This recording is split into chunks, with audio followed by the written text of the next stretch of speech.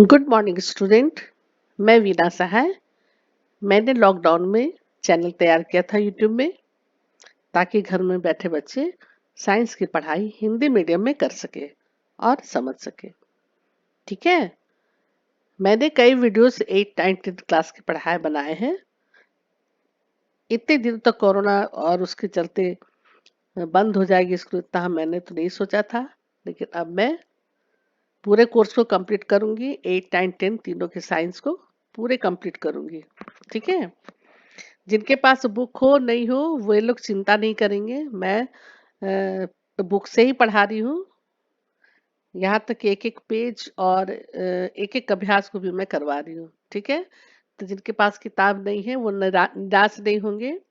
8 9 10 के बच्चे निश्चिंत रहेंगे, मैं पूरा कंप्लीट करके ही रहूंगी। तो अभी पिछले वीडियो में मैंने डाला था चैप्टर बायोलॉजी 10th का चैप्टर 9th का पेज नंबर 168। ओके। तो 168 में मैंने थोड़ा सा बतलाया था कुछ समजात एवं समरूप अंगों के बारे में। Homologous and analogous organs. Homologous किसे कहते हैं और एनालोगस किसे कहते हैं, ये मैंने काफी अच्छी तरह से इसके पहले वीडियो में समझाया है। और अब हम लोग पढ़ेंगे आज फॉसिल्स। ठीक है। आज हम लोग फॉसिल्स पढ़ेंगे कि फॉसिल्स है क्या, ये जीवाश्म है क्या। नाम से क्या लगता है जीवाश्म, किसी जीव का बहुत पुराना कुछ उसका छाप है ना। कुछ उसकी संरचनाएं जो कहीं दिख गया हो, उसका छाप कहीं आकृति बना हुआ हो, हजारों साल लाखों साल पहले का जो रहता है उसे कहते हैं जीवाश्म।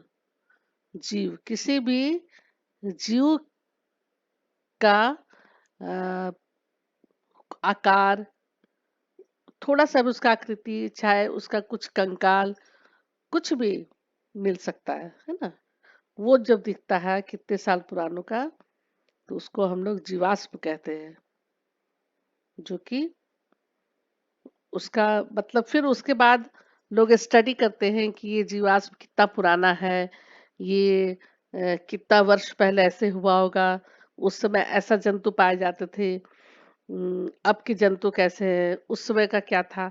तो उस पर देखने के बाद बहुत सारे क्वेश्चंस और उसके बाद मन में बहुत सारे प्रश्न उठते कि उस समय के कैसे जंतु थे, कैसे जानवर थे, या कैसे पौधे थे, है ना।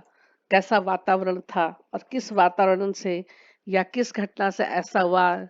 बहुत तरह की ये बातें आती हैं और कितनी पुरानी है, कितने हजार वर्ष पहले का है।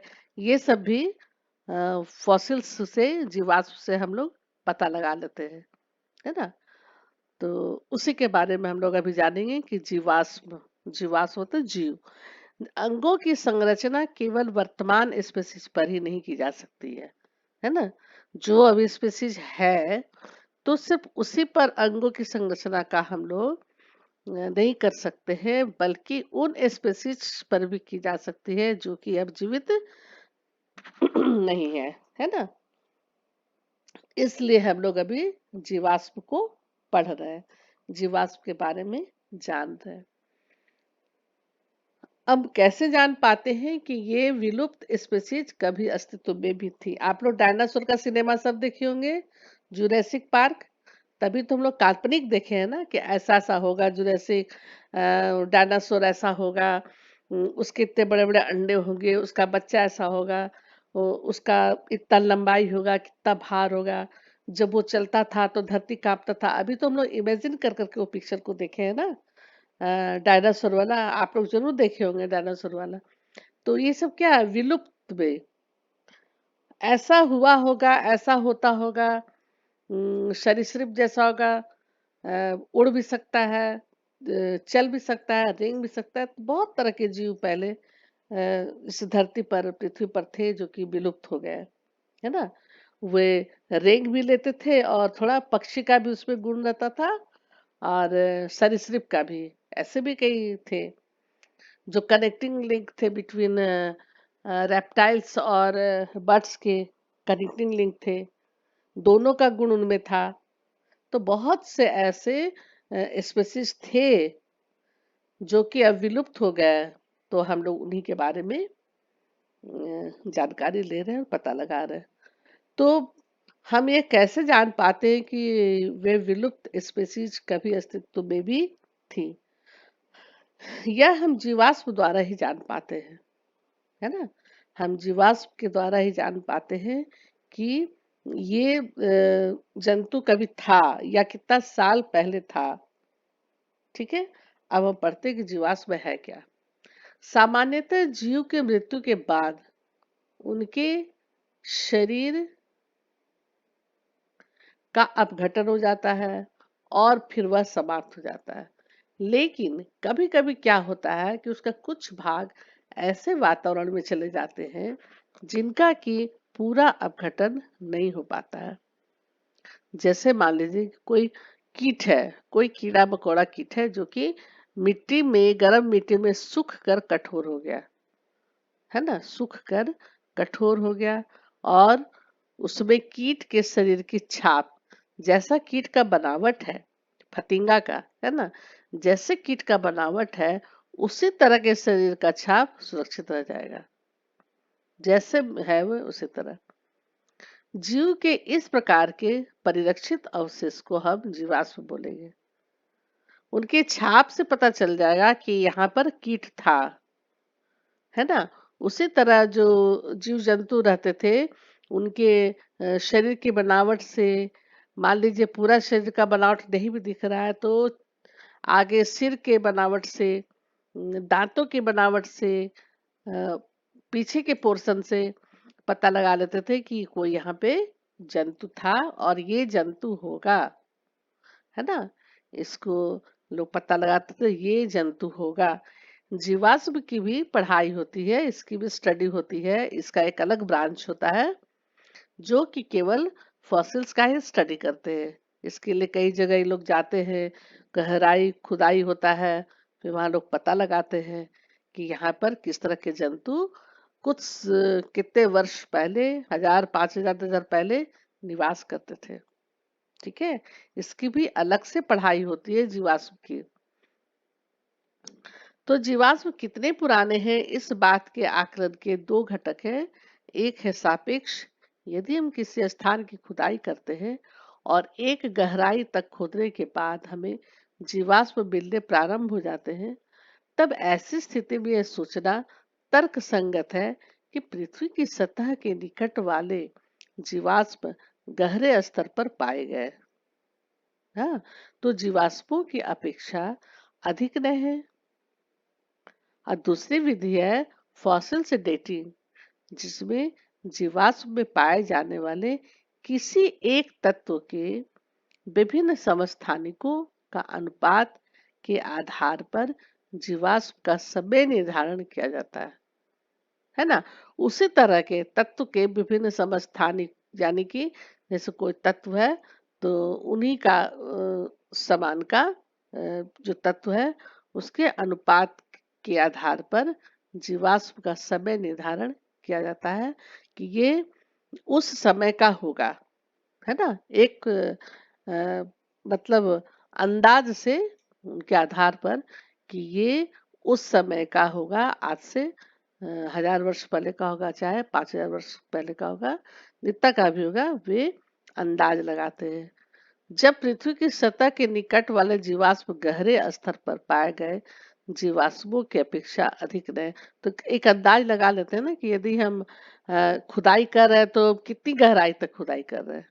ठीक है, एक गहराई तक खोदने के बाद जीवाश्म मिलने प्रारंभ हो जाते हैं तो वो एक अंदाज हो जाता है ना कि हमने कितनी गहराई की, कितना किलोमीटर मैंने गहरा किया, खुदाई किया, जो कि पृथ्वी की सतह के निकट में जीवाश्म पाए गए। ठीक है, और उसी से ये लोग फॉसिल्स डेटिंग वो अंदाज लगा लेते हैं कि इतना वर्ष पहले का होगा। ठीक है, यहाँ पर थोड़ा सा चित्र हम लोग देखते हैं। ये सब फॉसिल्स, जीवाश्म पेड़ का तना, है ना? तना है, ये पौधों में है। अच्छा, जीवाश्म अकशेरुकी अमोनाइट, ये शेल घोंगा के ब्रांच का है, उसी के फाइलम का है ना, अकशेरुकी घोंघा।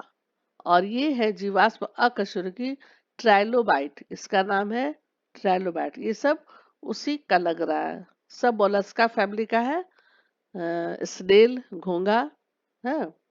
अच्छा, अब ये है जीवाश्म, ये मछली नाइटिया, ये सब अब नहीं पाया जाता, ये सब अब फॉसिल्स है। ठीक है, ये फॉसिल्स है। और मिलता जुलता किससे मिल रहा है, किससे जुल रहा है, इसको लोग उसी के आधार पर कि किस मछली की तरह है, उस समय क्या कौन सी मछली होगी, तो इस तरह से इसका नाम का पता लगाया जाता है। और ये है डायनासोर। डायनासोर के बारे में जो भी मैं बता रही थी कि डायनासोर फिल्म सब लोग देखे होंगे, अनेकोंडा डायनासोर, जुरासिक पार्क वाला, है ना डायनासोर। तो ये है उसका स्कल, केवल खोपड़ी कपाल वाला भाग। नहीं देखे होंगे तो आप लोग देखिएगा जरूर, है ना। जुरासिक पार्क 1 और Jurassic part 2, Jurassic park film, उसे देखिएगा, पूरा डायनासोर का दिखलाया है।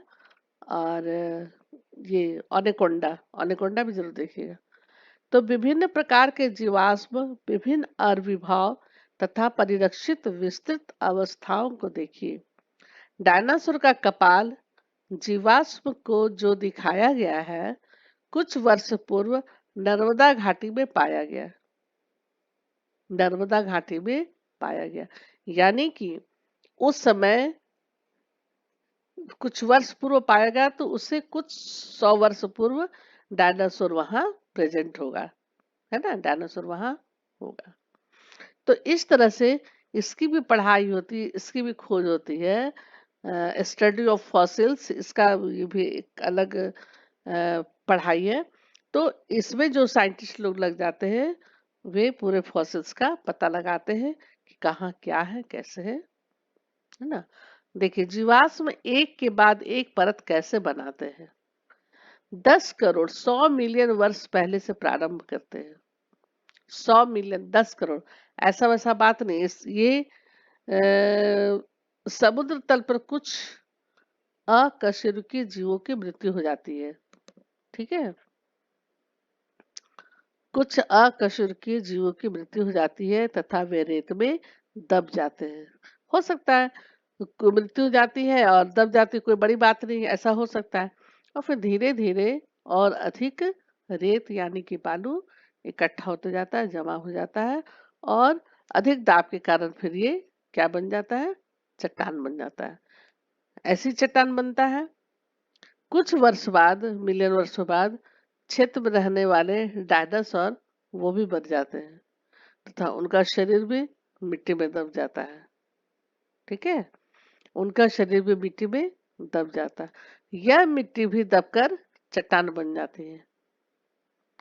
तो उस शरीर का जो छाप होता है वह मिट्टी में, चट्टान में, रेत में, वो सटे सटे सटे उसी तरह का छाप तैयार हो जाता है, दबकर चट्टान बन जाती है।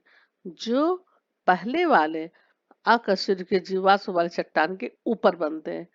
सबसे नीचे बनेगा सबसे पुराना वाला जीवाश्म, जो 10 करोड़ पुराना है ना। 10 करोड़ है पुराना कि 5 करोड़ पुराना, इसको कौन जानता है। ये तो हम लोग डेटिंग के अनुसार और परत के अनुसार अंदाज लगा रहे हैं ना।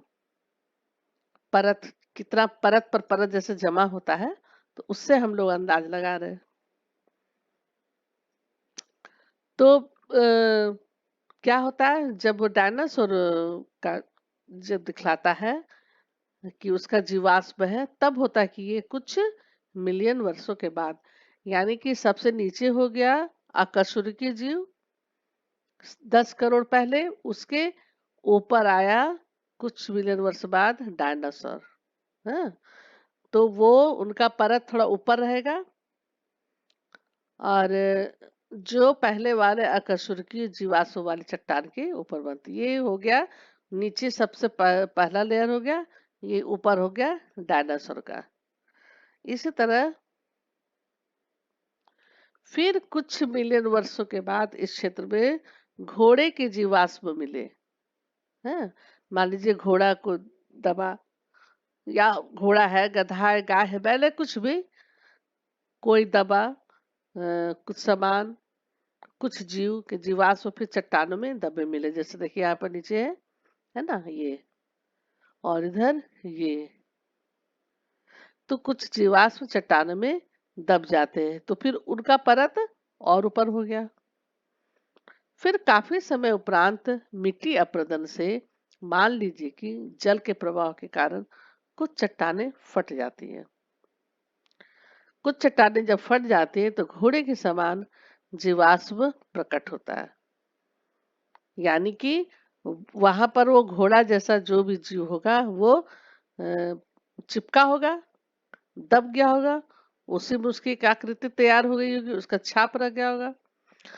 तो जब चट्टानें फट जाती है तथा घोड़े के समान जीवाश्म प्रकट होता है। जैसे जैसे हम गहरी खुदाई करते जाते हैं वैसे वैसे पुराने जीवाश्म प्राप्त होते हैं। देखिए ये जो है, जब चट्टान जैसे फटता है तो यहाँ पर क्या दिखला रहा है, घोड़े की आकृति का कोई जीव है ना।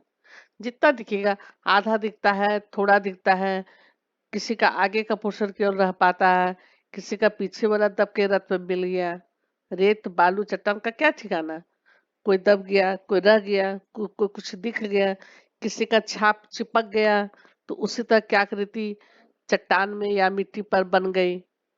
तो इस तरह जो होता है वह होता है जीवाश्म, है ना। इसी को हम लोग जीवाश्म कहते हैं। अब है विकास के चरण। विकास के चरण। अब यहाँ प्रश्न उठता है कि यदि जटिल अंग, उदाहरण के लिए आंख का चयन, उनकी उपयोगिता के आधार पर होता है ना। आंखों का चयन उनकी उपयोगिता के आधार पर होता है, तो वे डीएनए में मात्र एक परिवर्तन द्वारा किस प्रकार संभव है। डीएनए में मात्र एक परिवर्तन द्वारा किस प्रकार संभव है। निश्चित रूप से ऐसे जटिल अंगों का विकास क्रमिक रूप से अनेक पीढ़ियों में हुआ होगा। जटिल अंगों का विकास क्रमिक रूप में अनेक पीढ़ियों में हुआ होगा, परंतु बीज के परिवर्तन किस प्रकार चयनित होते हैं, इसके लिए अनेक संभावित स्पष्टीकरण है। जैसे एक बीज का चरण, ये जो है चित्र 9.11 में एक बीच बीच का मध्य का जो चरण है वह है प्लेनेरिया। तो जैसे कि अल्पवर्धित आंखें, इनकी आंखें जो है सो बहुत ज्यादा विकसित नहीं है। एक आंख है छोटी सी बिंदु टाइप की। तो अल्पवर्धित, अल्प मतलब छोटा, हल्का, आधा टाइप का हल्का सा वर्धित आंख किसी सीमा तक उपयोग हो सकती है, किसी सीमा तक उपयोग हो सकती है। यह योग्यता को लाभ के लिए पर्याप्त हो सकता है। वास्तव में पंख की तरह आंख भी एक व्यापक अनुकूलन है। प्लेनेरिया का जो आंख है देखिए पंख की तरह, है ना। तो प्लेनेरिया का जो आंख है वह वास्तव में पंख की तरह आंख भी एक व्यापक अनुकूलन है। यह कीटों में पाई जाती है। सभी जीवों में भिन्न है, जिसका मुख्य कारण है अलग अलग विकासीय उत्पत्ति। अलग अलग विकासीय उत्पत्ति इसका मुख्य कारण है। तो प्लेनेरिया नाम के जो चपटे क्रिब होते हैं, इनका बॉडी चिपटा रहता है, जिसको हम लोग फ्लैट क्रिब भी बोलते हैं। तो प्लेनेरिया नाम के जो चपटे कृमि की अति सरल आंखें होती हैं, जो वास्तव में नेत्र बिंदु है और जो प्रकाश को पहचान सकता है, केवल ये प्रकाश को पहचान सकता है। प्लेनेरिया हम लोग पढ़े थे सबसे शुरू में, जब जनन वाला चैप्टर में, कि किसमें किस तरह का रिप्रोडक्शन होता है। याद याद आया आप लोग को? एसेक्सुअल रिप्रोडक्शन में प्लेनेरिया के बारे में बतलाए थे, है ना। हाँ, तो प्लेनेरिया की जो आंखें हैं, प्लेनेरिया में ही है पुनरुद्भवन, पुनर्जनन, हाइड्रा में और प्लेनेरिया में। इनमें इन्हें कितना भी काट दिया जाए, टुकड़ों में कर दिया जाए, तो ये फिर पूरा से जुड़ जाते हैं, फिर नया प्लेनेरिया बन जाते हैं, है ना। तो साथ ही एक परिवर्तन जो एक गुण के लिए उपयोगी है, कालांतर में किसी अन्य कार्य के लिए भी उपयोगी हो सकता है। एक परिवर्तन जो एक गुण के लिए उपयोगी है, कालांतर में किसी अन्य कार्य के लिए भी उपयोगी हो सकता है। उदाहरण के लिए, पर जो संभवतः ठंडे मौसम में ऊष्मारोधन के लिए विकसित हुए थे। ठंडे मौसम में ऊष्मारोधन के लिए जो विकसित हुए थे, कालांतर में उड़ने के लिए भी उपयोगी हो गए। हाँ, उड़ने के लिए भी उपयोगी हो गए। तो वास्तव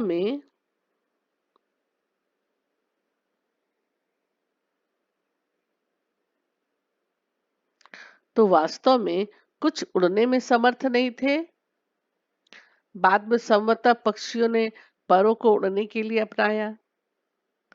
तो डायनासोर सरीसृप थे, अतः हम यह अर्थ निकाल सकते हैं कि पक्षी बहुत निकटता से सरीसृप से संबंधित है।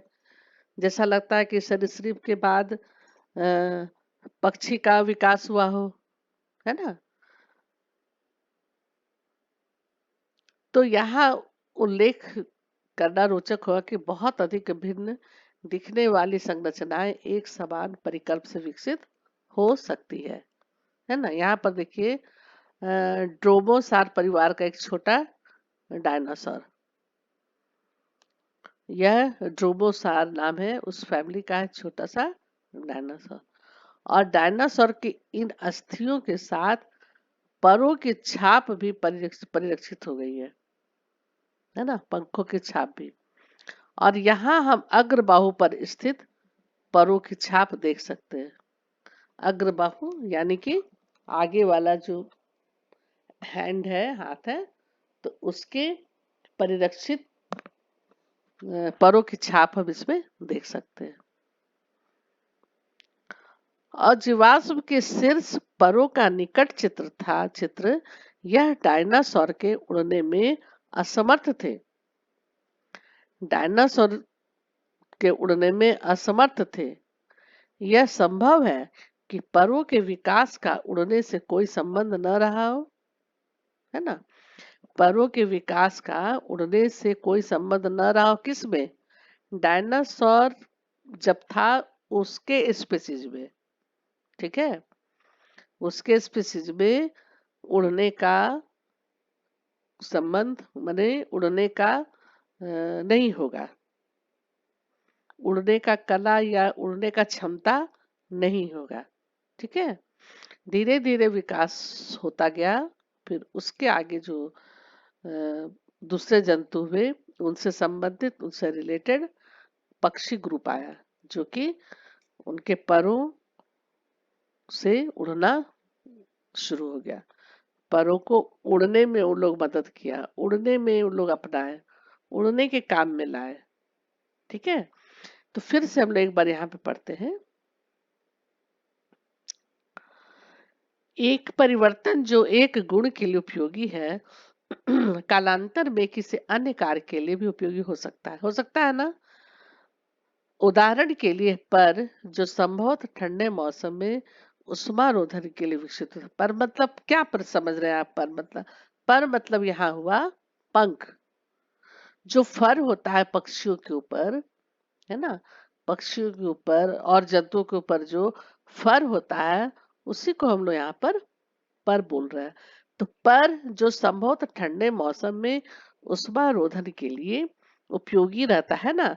अब जो अ, उत्तरी गोलार्ध में उधर जो जीव पाए जाते हैं, अंटार्कटिका में जो जंतु पाए जाते हैं, या पेंगुइन अंटार्कटिका में हो गया आपको, तो उसमें क्या रहता है, उनके जो शरीर में जो फर होते हैं, काफी बड़े बड़े और लंबे लंबे और घने फर होते हैं ना, क्योंकि ठंडे के मौसम में उसको बचा सके, उन पर ठंडे का असर नहीं हो।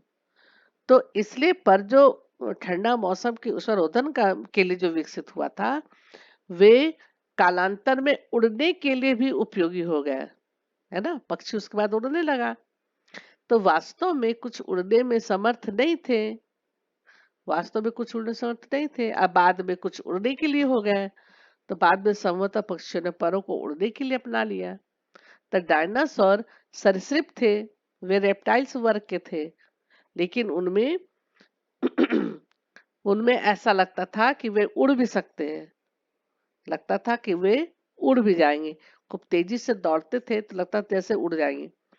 तो डायनासोर सरीसृप थे, अतः हम यह अर्थ निकाल सकते हैं कि सरीसृप से पक्षी बहुत निकट था, निकट है ना? यहाँ चित्र से हम लोग को क्या लगता है? डायनासोर है, और देखिए यहाँ पर अग्रबाहु जो है उनका स्थित परों की छाप है अग्रबाहु से, है ना? तो हम इससे निष्कर्ष निकाल सकते हैं कि डायनासोर जो है वह पक्षी के बहुत करीब था, हाँ, और सरीसृप से संबंधित है। पक्षी जो है वह सरीसृप से संबंधित है, यानी कि सरीसृप के बाद पक्षियों का विकास हुआ। यहाँ इसका उल्लेख करना रोचक होगा कि बहुत अधिक भिन्न दिखने वाली संरचनाएं एक समान परिकल्प से विकसित हो सकती है, और यह सत्य है कि जीवाश्म में अंगों की संरचना का विवेचन हमें यह अनुमान लगाने में सहायक हो सकता है कि विकासीय संबंध कितना पीछे जा सकता है। क्या इस प्रक्रम के उदाहरण उपलब्ध हैं? देखिए, कई सारे जंगली गोभी का यहाँ पर आपको चित्र दिखलाया जाएगा। जंगली गोभी इसका एक अच्छा उदाहरण है। 2000 वर्ष पूर्व से मनुष्य जंगली गोभी को एक खाद्य पौधे के रूप में उगाता था।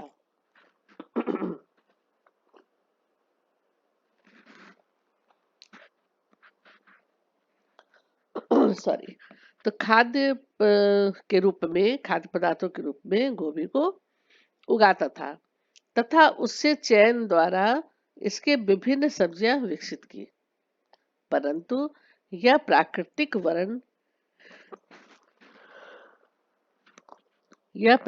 वरण न होकर कृत्रिम चयन हो गया, है ना? अपने हिसाब से वो कृत्रिम चयन है। कुछ किसान इसकी पत्तियों के बीच की दूरी को कम करना चाहे, कुछ इनके पत्ता गोभी का विकास हुआ जिसे हम खाते हैं, जैसे पत्तियों के बीच की दूरी को कोई कम करना चाहते थे, जिससे कि पत्ता गोभी का विकास हो। पत्ता गोभी में क्या हुआ? पत्ता बिल्कुल सटा हुआ रहता है ना एक दूसरे से, विकास हुआ जिसे हम खाते हैं अभी। कुछ किसान पुष्पों की वृद्धि रोकना चाहते थे, अतः ब्रोकली ब्रोकली विकसित हुई। ब्रोकली आप लोग देखे होंगे, हरा रंग का गोभी या हल्का सा पर्पल कलर का गोभी बाजार में मिलता है, वो कहलाता है ब्रोकली। ब्रोकली का चित्र अभी हम दिखलाएंगे। अथवा बंध पुष्पों से फूल गोभी विकसित हुई। कुछ ने फूले हुए भाग का चयन किया और अंतः गांठ गोभी विकसित हुई। ये हम लोगों ने बहुत चीज नहीं खाया है कभी, लेकिन गांठ गोभी का नाम हम लोगों ने सुना है, और ब्रोकली हम लोग ने खाया है, और पत्ता गोभी भी खाया। वो जंगली गोभी तो बहुत पुराना है, इसको तो हम लोगों ने भी नहीं टेस्ट किया है। तो अब क्या हम लोग खाते हैं? ब्रोकली, फूल गोभी, गांठ गोभी अभी भी मिलता है, और पत्ता गोभी। ठीक है। अब तो लाल पत्ता गोभी आता है, चाइना गोभी, क्या क्या बहुत सारे आजकल कृत्रिम चयन में बहुत सारे सब्जियां उपजाई जाती है हाइब्रिड वाले। तो फूलगोभी विकसित हुई, कुछ ने फूले हुए भाग का चयन किया, अतः गांठ गोभी भी विकसित हुई। कुछ ने केवल चौड़ी पत्तियों को ही पसंद किया, चौड़ी पत्ती को पसंद किया तो केल नामक सब्जी का विकास हुआ। यदि मनुष्य ने स्वयं ऐसा नहीं किया होता, तो क्या हम कभी ऐसा सोच सकते कि उपरोक्त सभी समान जनक से विकसित हुए हैं? एक ही जनक है, सभी समान जनक से विकसित हुए। जैसे कि वो जंगली गोभी जो एक को जो खाद्य पौधे के रूप में उगाता था, है ना?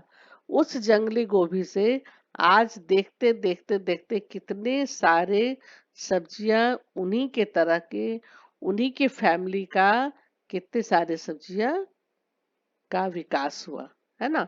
फूल गोभी, गांठ गोभी, ब्रोकली, केल और पत्ता गोभी, ठीक है।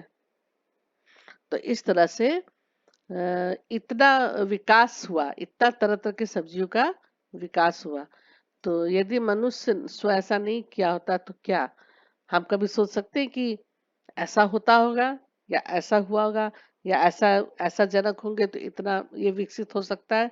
नहीं, ये हम लोगों के एक्सपेरिमेंट का ही नतीजा है ना।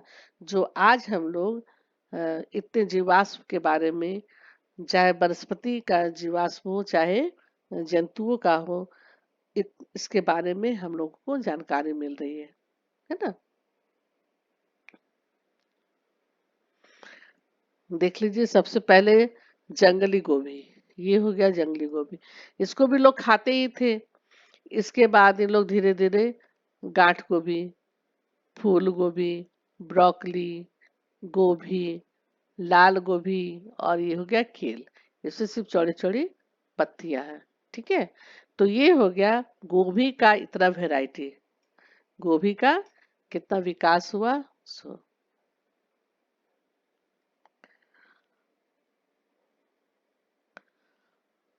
विकासीय संबंध खोजने का एक अन्य तरीका उस मौलिक परिकल्पना पर निर्भर करता है जिसने हमें प्रारंभ किया था। वह विचार था जनन के दौरान डीएनए में होने वाले परिवर्तन। डीएनए में होने वाले परिवर्तन विकास की आधारभूत घटना है। यदि यह सत्य है तो विभिन्न स्पीशीज के डीएनए की संरचना की तुलना से हम सीधे ही इसका निर्धारण कर सकते हैं। इन स्पीशीज के उद्भव के दौरान डीएनए में क्या-क्या और कितने परिवर्तन आए, वो विकासीय संबंध स्थापित करने में इस विधि का व्यापक स्तर पर प्रयोग हो रहा है ना। तो ये तो हम लोग जान रहे हैं कि विभिन्न स्पीशीज के डीएनए की संरचना की तुलना से हम सीधे इसका निर्धारण कर सकते हैं। सब डीएनए पर निर्भर करता है ना। जितना डीएनए में डिफरेंस होगा उतने परिवर्तन होंगे और उतने ही तरह का विकास होगा और नए नए स्पेसीज का उद्भव होगा, ठीक है। तो आज यहाँ तक मैं रहने देती हूँ। फिर नेक्स्ट क्लास में, नेक्स्ट वीडियो में और आगे मैं पढ़ाऊंगी, ठीक है। तब तक के लिए आप लोगों को जब समझ में जो नहीं आया होगा उसके लिए कमेंट कीजिएगा। अच्छा लगा होगा तो लाइक कीजिएगा, सब्सक्राइब कीजिएगा, आइकन बेल को भी प्रेस जरूर कीजिएगा ताकि मैं नोटिफिकेशन आप लोग के पास जल्दी से जल्दी पहुंच सके, ठीक है। Okay, bye, thank you.